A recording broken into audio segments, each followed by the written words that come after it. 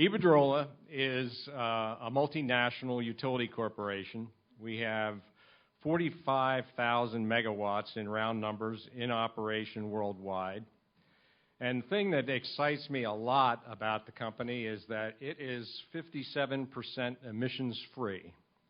And our fastest growing business sector is, guess what? Renewables.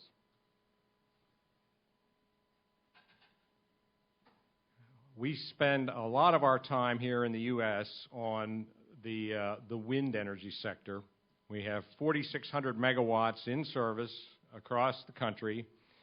Each place you see a little propeller up there in the map is a wind energy facility, 47 in total right now.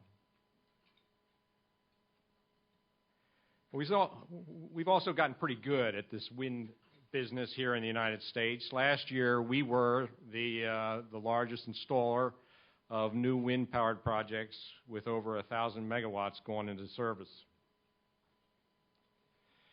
I want to tell you a few of the reasons why we like wind. First of all, wind has been around, wind technology has been around for 30 years. I think wind has been around a lot longer.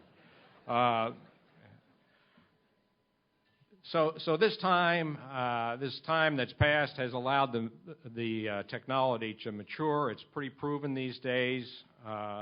We've achieved meaningful scale. The individual turbines are much larger. When we started out in this business, and we did call ourselves green weenies back then, a wind turbine would generate enough electricity to run a couple of hairdryers, and that was about all. Today, a single turbine can provide power for 500 or 600 homes. So we've achieved meaningful scale, and the technology is proven. So, we're in an institution of higher learning here. I have to give you Wind 101. So it's just a couple slides. Stay with me. The concept of a wind farm is pretty simple. We have a number of wind turbines that are connected by an underground electric collection system, and that all goes to a substation or a conversion station that puts the power into the right voltage and the right frequency for the electric transmission grid. Each facility has a small operations center, and we always have met towers. But I think it may have been Governor Ritter or one of our other speakers this morning pointed out that the space that we utilize, it's approximately 1.5 acres per turbine, so 98% of the land area where our wind farms are still able to be used for their prior use, frequently farming or grazing or forest products. Now, you can think of a wind turbine as basically a fan in reverse. Instead of a motor running the fan, we have a generator that spins when wind hits the blades.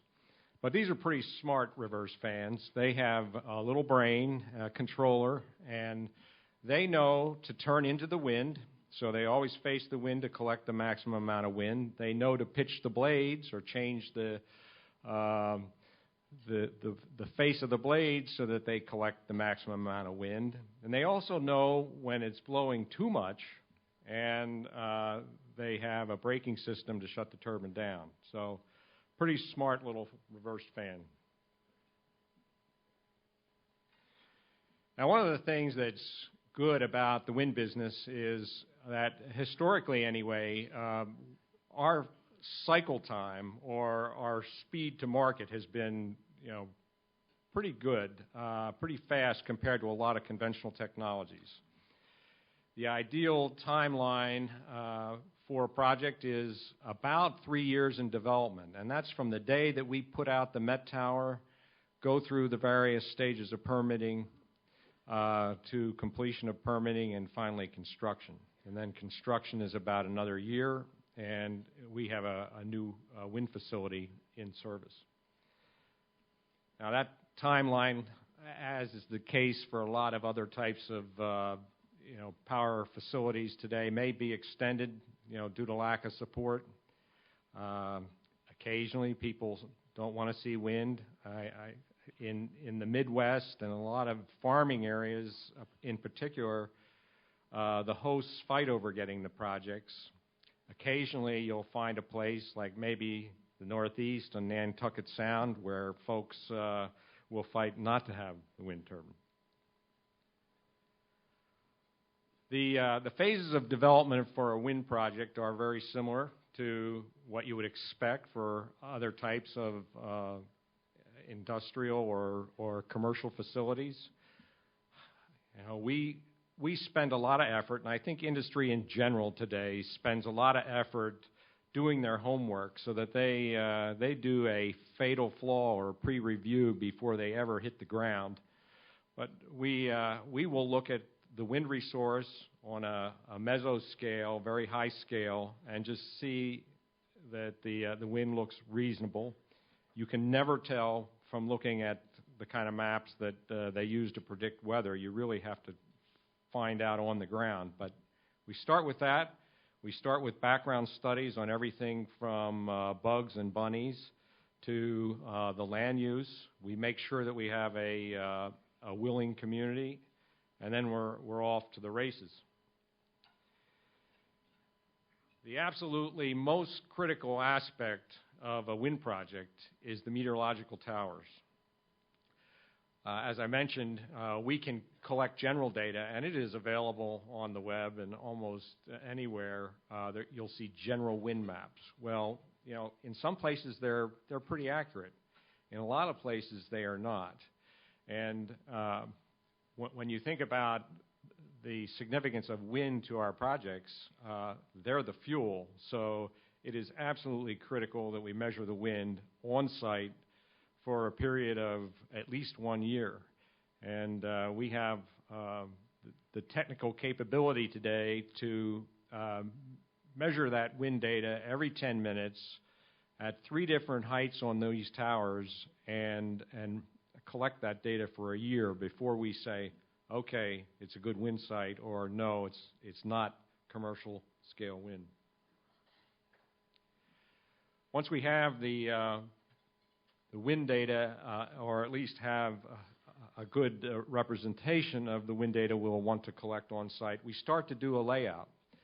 And turbine spacing, it's different on every project, and it is customized not only to the local topography, setbacks that might be required in a community, homes, but also the wind resource. So we design each wind farm to collect the maximum amount of wind. And then we use the diagrams that you see in your lower right, the windrows, to get a quick picture of what the wind is like at that site over a period of 12 months, 24 hours a day. The interconnection process, the transmission interconnection process that we go through for a wind farm is just like a nuclear power plant would go through. We have to do detailed studies, and they range in level of detail from the feasibility stage to a very detailed engineering study to, number one, make sure that we are going to be compatible with the electric grid, and number two, to make sure that our facility will be protected and we have designed in all the proper safeguards. As we collect wind data and as we do those transmission studies, which are frequently one of the longer phases in the development of a wind project, we also study all the resources at and around the site. We normally will study everything that creeps, crawls, flies across, or grows on a site. And so we make sure that we're good environmental stewards and site our projects in appropriate places. And once we get through all those phases, and providing we don't run into any unexpected problems, we go to the development phase. And that's a very intensive civil engineering process We have equipment that weighs 20 to a couple hundred tons, and we do it all typically in a year or less. And at the completion of that process, we restore that site, and all you have left is roads that are about 20 to 30 feet in cross section to small crane pad areas at the towers. The rest is back in its previous use. Now, the distinction between an acceptable wind farm and an excellent wind farm really materializes during the operations phase, and these projects will operate for 20 years or longer, so it's really an important aspect of the overall cycle. And at our company, we constantly try to improve the performance of those machines, and every small change that reduces O&M, increases the availability of the machine, or increases our ability to collect the wind goes to the bottom line. It's increased profitability, so that's very important. And if you look at the bottom right-hand picture there, that's our new operations center in Portland, Oregon. From that center, we can monitor about 2,500 individual wind turbines across the country, and we detect about 30 to 50 different data points telling us the health of each of those turbines and how they're running, and gives us advance notice when we have to operate or work on maintenance. All right, now Iberdrola is not a one-trick pony. We are also interested in the solar business. Our parent company, Iberdrola Group, has done solar in many different countries. We currently have 2 projects under construction here in the United States, in the western U.S., and we want to stay in the loop on solar. It's advancing rapidly. I think Ward told us today how in just a few years the cost has come down dramatically. That's an exciting thing. It is also somewhat of an impediment if you're out there trying to sell a project today. So that is one of the challenges today. The other challenge that we have seen is that there's a lot of vertically integrated manufacturers that are competing with us local sustainable energy folks that might want to develop projects. All the same, it's a great business sector, and we think it's going to grow. It's capable of producing wind or energy, at a commercial scale or at that meaningful scale. So that's an important thing in our view. We also have an interest in biomass. I noticed that North Carolina has recognized the importance of biomass and has an RPS set aside for it. Biomass is a good fit for the eastern United States. There's a lot of forest products both in the northeast and here in the southeast. So we see potential for biomass. It's compatible with the kind of development that we're used to doing. Right now, I would say that the challenges are getting the masses to accept biomass as a renewable. It is definitely a renewable, but it also produces emissions, so that's one of the challenges. And the other challenge is cost, and also we have historically seen some issues with demonstrating that you've locked in a 10 or 20-year fuel supply, and that's something that you have to think about in that sector. So still a promising technology. We have one biomass project currently under construction in Oregon. So here is the second reason that we really support wind. The first reason was meaningful scale, proven technology. The second reason is even though we have a higher calling in the sustainable sector, we also have to worry about cost. And the instant cost or the initial capital cost is really important to getting to a competitive position. And you'll see here that of the renewables, wind has the lowest capital cost. Dollars per kW is the cost per kilowatt of generation capacity, and it's typically what we see in the generation sector as our metric of interest. $2,500 a kW, that's a pretty good number. It's an average cost, but it's what we're seeing today in our business. Other technologies, as I said, and others have said today, wind is probably the leader, but solar is getting better. The $4,600 a kW, again, that's our experience. We are doing a project, and that's the cost.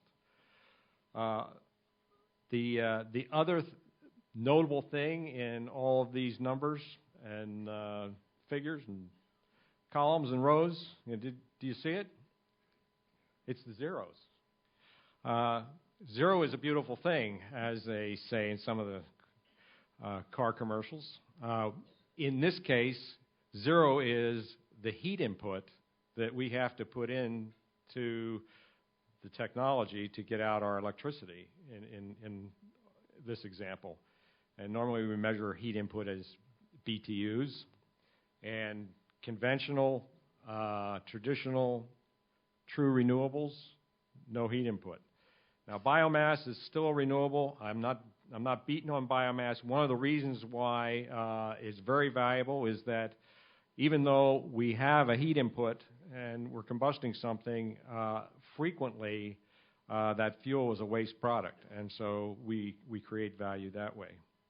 Other technologies, which in some cases have a lower capital cost, have a very high fuel cost, and that's been the case historically and why I think a lot of us are in the business. Finally, in this slide, take a look at the cost of new nuclear, new coal, and also offshore wind. They all are very high compared to some of the renewables, and the little plus signs show significant uncertainty in long-term costs. So this is a second important reason why we favor wind. It's got a competitive capital cost. Now, another way to look at cost is what's the long-term levelized cost. The long-term levelized cost factors in not only that initial capital cost, it also factors in the operating cost, the fuel in particular for power facilities, and one other factor. It factors in whatever types of energy subsidies might be out there. When you add all those factors together and you look at the long-term levelized, we average it out over the life of the project, long-term levelized cost, wind is among the most competitive technologies, including the conventional technologies. Now, I mentioned a wordy dirt, or at least it's not a wordy dirt here because we're all in the sustainable energy sector, right? But energy subsidies. Now, I just want to make a point of this for completeness. I think if you've monitored this industry sector for a while, you have probably run across the work that the Environmental Law Institute has done. Also, several of the different congressional administrations have done similar studies.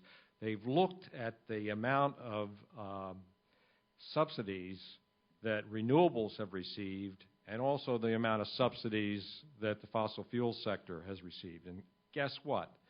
The fossil fuel industry has received significantly more subsidies than essentially any other sector. And so even though we may need energy subsidies, we need them not because our technologies are inferior, but because we need a level playing field. And so we're going to hold our heads high on that Now let me just talk, change gears a little bit and talk about what kind of markets we're facing, what's going on today. If you're actively out there currently in the business trying to sell your technologies, your facilities, you've experienced this, and I just want to share, some of our reflections on it. What's happened with the economic downturn is we've had such a decline in the economy that it has dramatically depressed power prices and also demand for new facilities. So it's been a challenging couple of years, and I want to talk about prospects going forward, but also what we found we need to do with the current situation. These graphics, by the way, are taken from the ISO websites. You can go online and find out what peak power prices have been in essentially any area of the country. And right now they're a little lower than they were when the crisis first hit. So in this post-crisis period, the main thing that we've found in trying to develop our projects and sell them is that you have to have absolutely high-quality projects. That means they have to be scrubbed down meticulously, minimizing risks, minimizing costs. Typically, you're going to have a demonstrated, proven technology, or you will have to set aside large reserves if you want to go out and get financing.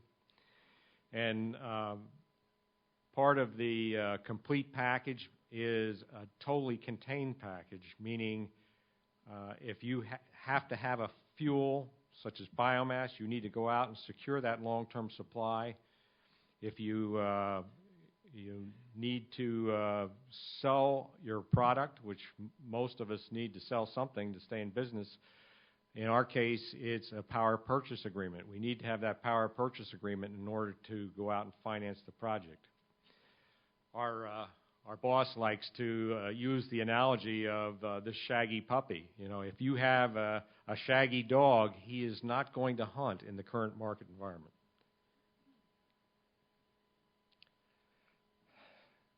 Now let's go back to the prospects for recovery. There's a lot of things going on. Governor Ritter mentioned it this morning. I heard it mentioned in one of the sessions that I attended. We are seeing some pretty substantial fossil fuel volatility.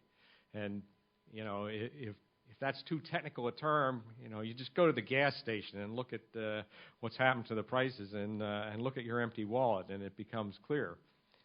Now, I see a lot of young folks out here, but also one or two folks that may have been around for the last oil embargo in 73, 74.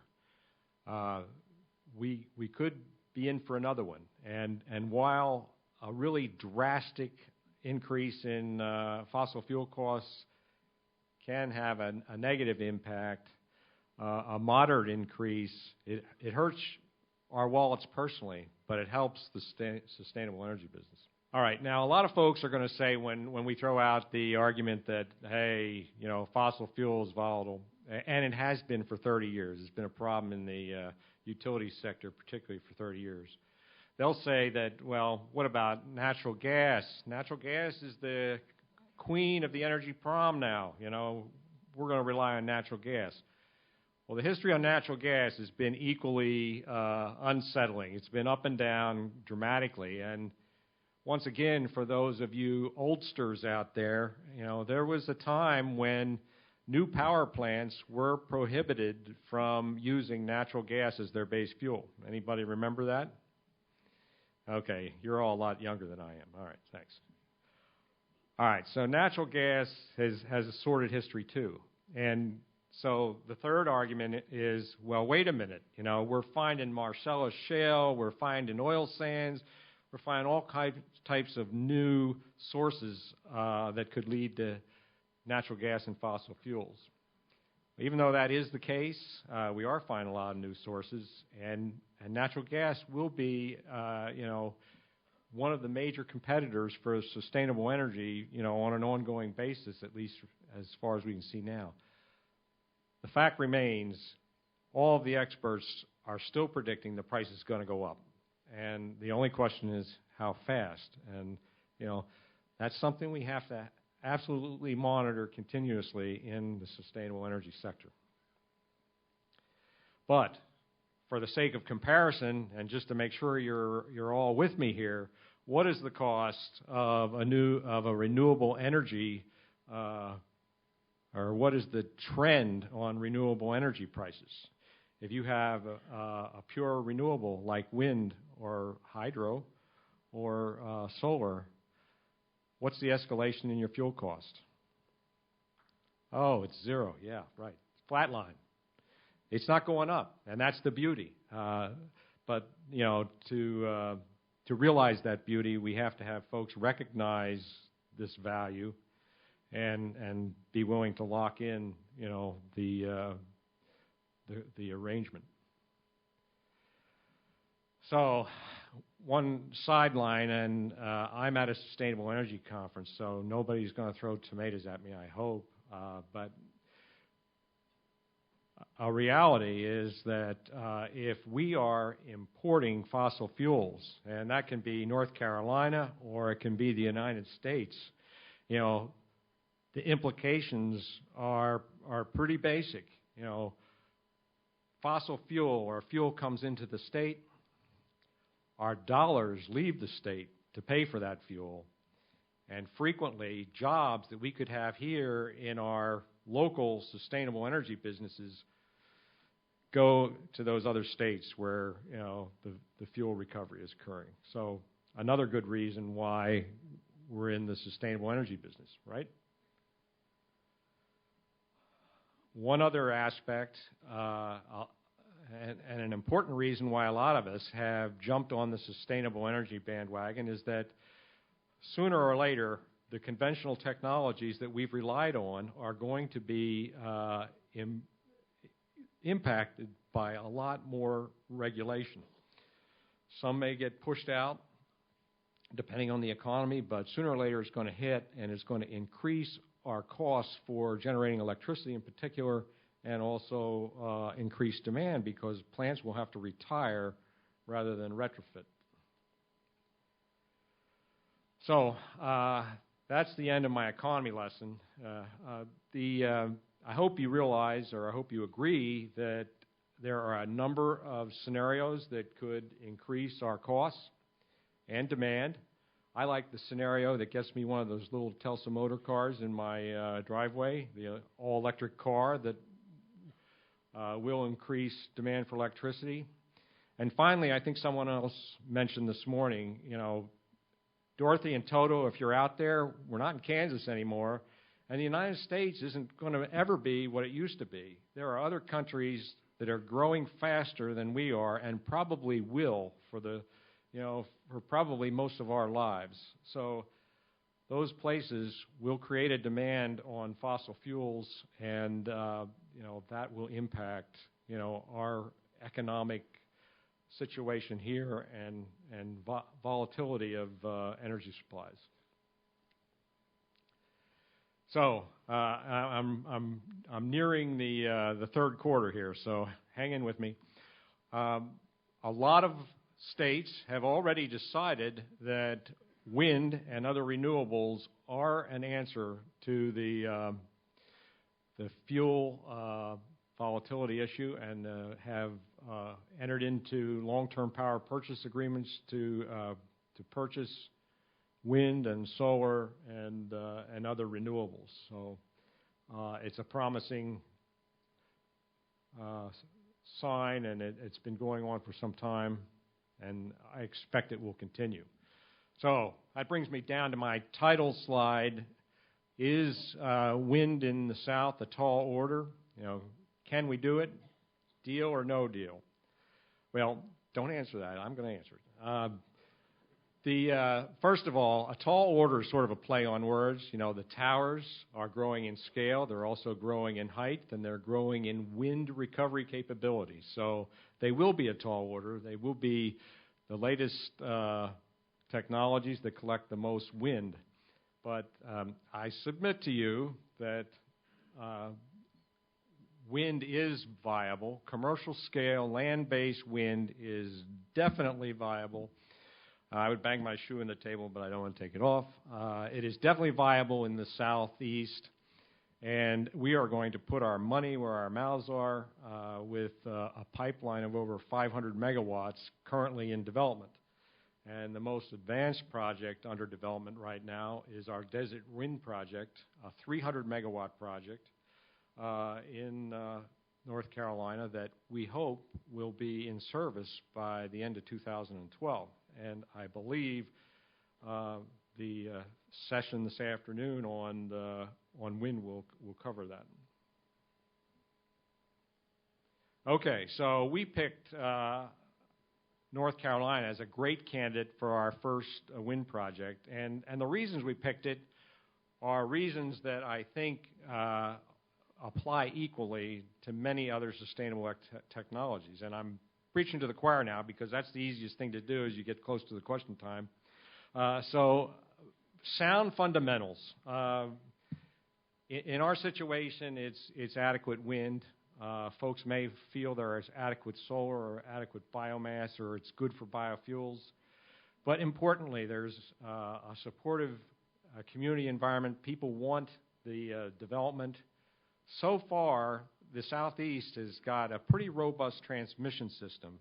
And one of the issues that's facing wind and other renewables in other parts of the country is the gathering system is full, or it doesn't exist in the areas where the renewables can be located. So that's a real plus for North Carolina. We also see the regulatory environment as competitive.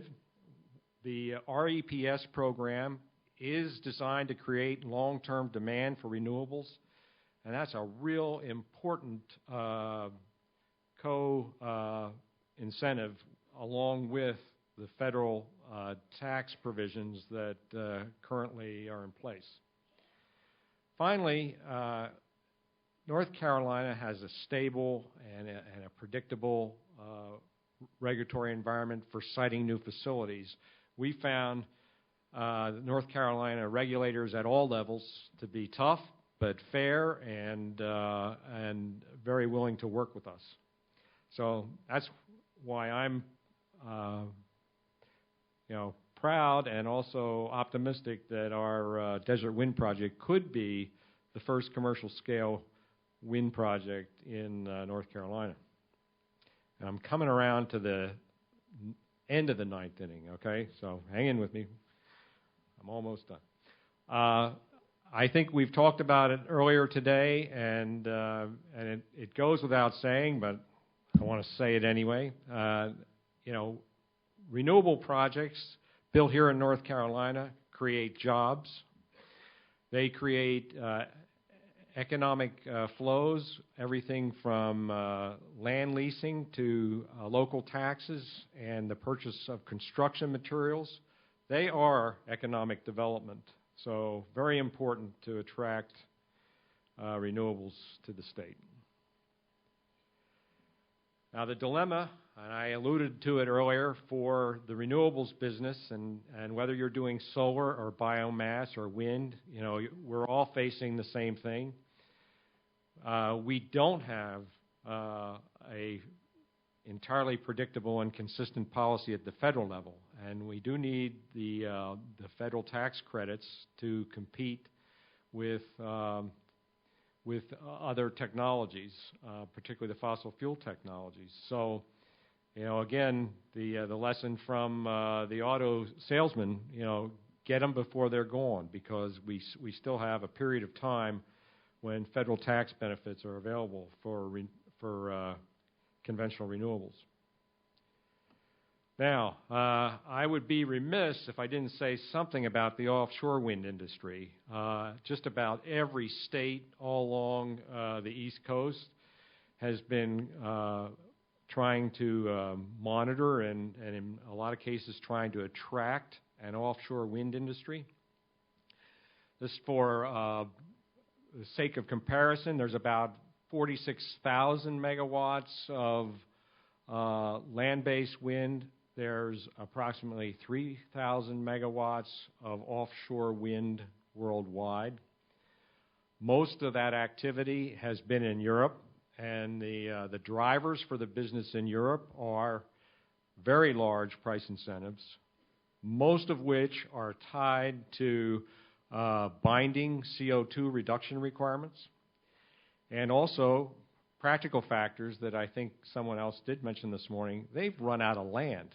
They don't have the place to put large-scale energy facilities, and they also have few energy resources in their countries. So they've gone offshore. Now, Iberdrola is interested in that market in Europe in particular, and we have over 10,000 megawatts under development. Most of it is in the UK and the surrounding area. And so the question, what about the timing of the offshore industry in the United States? Well, this graphic, which may be a little hard to read, is the analysis that our European counterparts have done for their projects. And they're finding that they can develop projects in the time frame of 4 to 6 years. Now, that's with a backdrop of established infrastructure, a budding but not mature supply chain for all the materials that go into it, and also entirely locked-in incentives. My guess, and this is Dave Shadle's guess, not Iberdrola's guess, but I think it's going to be 5 to 10 years before we see meaningful penetration in the United States, probably closer to the 10. And that will be if we see the kind of regulatory changes and incentive changes that exist in Europe. We need, and this is sort of the dream list for all renewables, we need long-term incentives that don't have to be renewed every year or two. We need some form of national portfolio standard, which will, it's like the REPS in North Carolina on steroids. It's the kind of long-term incentive that we need on a national basis. And finally, we probably need carbon legislation. Again, to create the level of incentives necessary to make it cost, profitable, basically, to do wind offshore. And North Carolina can't do this on its own. I know that there's a number of states have initiated some form of carve-out for offshore. Frequently, that carve-out is taking away from the existing capped sums that are available for other renewables. So the impact is, people are not doing projects near term that might be completed, and they're waiting for a long-term opportunity that could be very big, but it's out there a long time. So our mandate internally and what I advise to everyone else out there, given the kind of gridlock that we'll probably have in Congress for the next couple of years, if you have the ability to take advantage of existing ITC and PTC benefits, use them now, because we just don't know how soon they'll be back. And that's pretty much the end. I'm going to, my takeaways, okay? I hope you have some takeaways, and I hope they're something that you can discuss in a mixed public. But my takeaways from what we've experienced are that successful renewables require a competitive cost. Cost is going to always be key, and meaningful scale. At least that's the case for those folks trying to compete in the bulk power market. For the foreseeable future, it's always good advice, but for the foreseeable future, certainly investments have to be of the highest quality. And that means proven technology, and it also means no hair on the dog. It means all the aspects of the project have to be under contract, and you have to prove to the bankers that it's not, there's no risk. I hope we're all together on at least one thing today, and that's that renewables are a great way to diversify, and diversification is going to help not only our state but our country, and certainly our utilities and their customers.